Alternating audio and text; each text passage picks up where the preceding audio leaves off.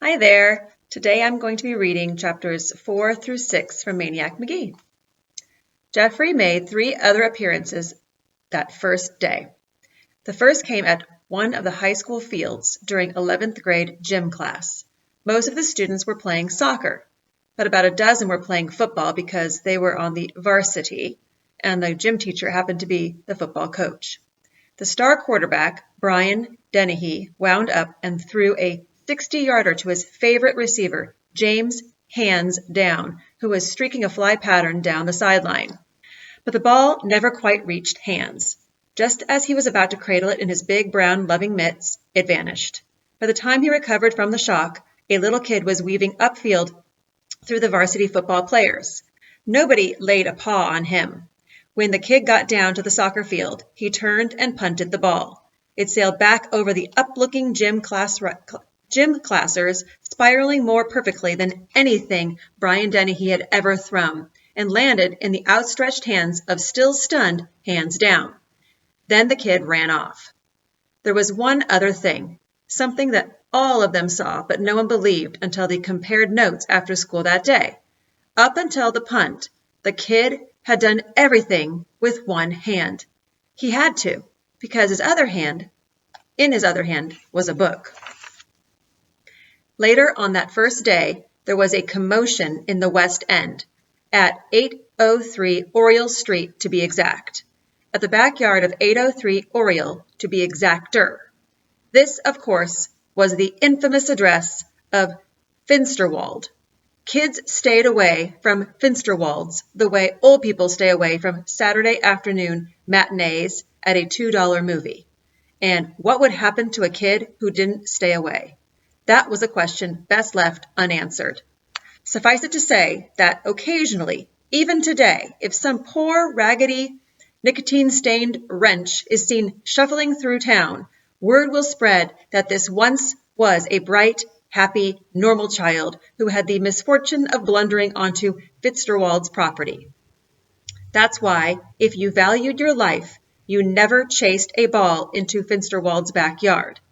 Finsterwald's backyard was a graveyard of tennis balls and baseballs and footballs and frisbees and model airplanes and one-way boomerangs. That's why his front steps were the only unsat-on front steps in town, and why no paper kid would ever deliver there, and why no kid on a snow day would ever shovel that sidewalk, not for $1 zillion. So it was late afternoon, and screams were coming from Finsterwald's.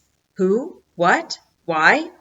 The screamer was a boy whose name is lost to us, for after this day he disappears from the pages of history. We believe he was about 10 years old. Let's call him Arnold Jones. Arnold Jones was being hoisted in the air above Finsterwald's backyard fence. The hoisters were 3 or 4 high school kids. This was one of the things they did for fun. Arnold Jones had apparently forgotten one of the cardinal rules of survival in the West End. Never let yourself be near Finsterwald's and high school kids at the same time. So, there's Arnold Jones, held up by all these hands, flopping and kicking and shrieking like some poor Aztec human sacrifice about to be tossed off a pyramid. No, no, please, he pleads, please. So, of course, they do it. The high schoolers dump him into the yard, and now they back off, no longer laughing, just watching the back door of the house, the windows, the dark green shades. As for Arnold Jones, he clams up the instant he hits the ground. He's on his knees now, all hunched and puckered. His eyes Google at the back door, at the doorknob. He's paralyzed, a mouse in front of the yawning maw of a python. Now, after a minute or two of breathless silence, one of the high schoolers thinks he hears something. He whispers, "Listen." Another one hears it. A faint, tiny noise, a rattling, a chittering, a chattering, and getting louder. Yes, chattering teeth. Arnold Jones's teeth. They're chattering like snare drums. And now, as if his mouth isn't big enough to hold the chatter, the rest of his body joins in.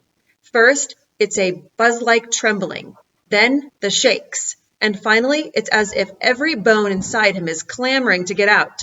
A high schooler squawks, "He's got the Finsterwallies!" "Yeah, yeah," they yell, and they stand there cheering and clapping. Years later, the high schoolers' accounts differ. One says the kid from nowhere hopped the fence, hopped it without ever laying a hand on it to boost himself over. Another says the kid just opened the back gate and strolled on in. Another swears it was a mirage, some sort of hallucination, probably because by the evil surrounding 803 Oriole Street. Real or not, they all saw the same kid, not much bigger than Arnold Jones, raggedy, flap-soled sneakers, book in one hand. They saw him walk right up to Arnold, and they saw Arnold look up at him and faint dead away. Such a bad case of the Finsterwallies did Arnold have that his body kept shaking for half a minute after he conked out. The phantom struck the book between his teeth, crouched down, hoisted Arnold Jones's limp carcass over his shoulder, and hauled him out of there like a sack of flour. Unfortunately, he chose to put Arnold down at the one spot in town as bad as Finsterwald's backyard, namely Finsterwald's front steps. When Arnold came to and discovered this, he took off like a horsefly from a swatter. As the stupefied high schoolers were leaving the scene, they looked back. They saw the kid, cool times 10, stretch out on the forbidden steps and open his book to read. About an hour later, Mrs. Valerie Pickwell twanged open her back screen door, stood on the step, and whistled. As whistles go, Mrs. Pickwell's was one of the all-time greats. It reeled in every Pickwell kid for dinner every night. Never was a Pickwell kid ever late for dinner. It's a record that will probably stand forever. The whistle wasn't loud. It wasn't screechy. It was a simple two-note job. One high note, one low. To an outsider, it wouldn't sound all that special. But to the ears of a Pickwell kid, it was magic. Somehow, it had the ability to slip through the slush of 5 o'clock noises to reach its targets.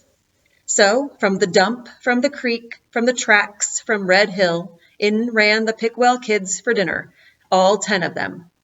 Add to that the parents, baby Dee Dee, grandmother and grandfather Pickwell, great-grandfather Pickwell, and a down-and-out taxi driver whom Mr. Pickwell was helping out. The Pickwells were always helping out somebody. All that, and you had what Mrs. Pickwell called her small nation. Only a ping-pong table was big enough to seat them all, and that's what they ate around. Dinner was spaghetti. In fact, every third night dinner was spaghetti. When dinner was over and they were all bringing their dirty dishes to the kitchen, Dominic Pickwell said to Duke Pickwell, "Who's that kid?" "What kid?" said Duke. "The kid next to you at the table." "I don't know. I thought Donald knew him." "I don't know him," said Donald. "I thought Dion knew him." "Never saw him," said Dion. "I figured he was Deidre's new boyfriend." Deidre kicked Dion in the shins. Duke checked back in the dining room. "He's gone." The Pickwell kids dashed out the back door to the top of Raco Hill. They scanned the railroad tracks. There he was, passing Red Hill, a book in his hand.